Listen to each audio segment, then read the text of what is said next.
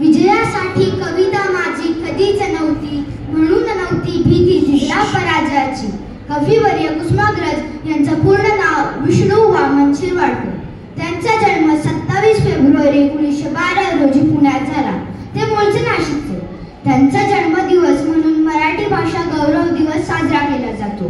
त्यांच्या छोट्या आणि लाडक्या बहिणीचं नाव कुसुम आणि आग्रज म्हणजे तिचा मोठा भाऊ, म्हणून त्यांनी त्यांचं टोपण नाव कुसुमाग्रज असे ठेवले. त्यांनी मराठीत विपुल लेखन केले. मग यामध्ये कथा, कादंबऱ्या, नाटके इत्यादी लेखन त्यांनी केले. त्यांच्या विशाखा या काव्यसंग्रहाला मराठी साहित्यातील सर्वात मोठा पुरस्कार ज्ञानपीठ प्रदान करण्यात आला होता. शिवशाहीर बाबासाहेब पुरंदरे यांनी त्यांच्या साध्या कवितेबद्दल असं म्हटलं आहे की जरीही त्यांनी एकच कविता लिहिली असती तरीही त्यांचं नाव मराठीतील श्रेष्ठ कवींमध्ये आलं असतं. आणि आज मी तुमच्यासमोर तीच साधी कविता सादर करणार आहे.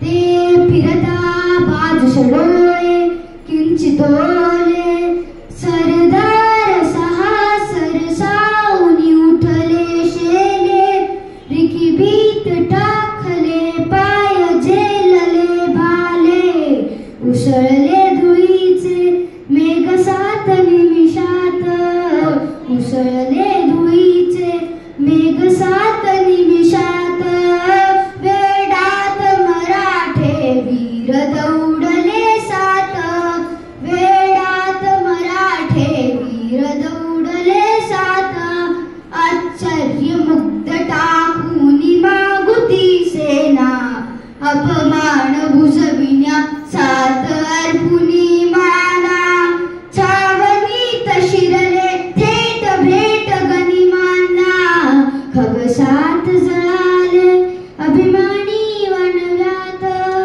खग 7 जळाले अभिमानी वनव्यात, वेडात मराठे वीर दौडले 7, वेडात मराठे वीर दौडले 7, दगडांवर दिसतील अजूनही तेथल्या टाचा, ओढ्यात तरंगे अजूनही रंग रक्ताचा, क्षितिजावर उठतो अजूनही मेघ मातीचा, अद्याप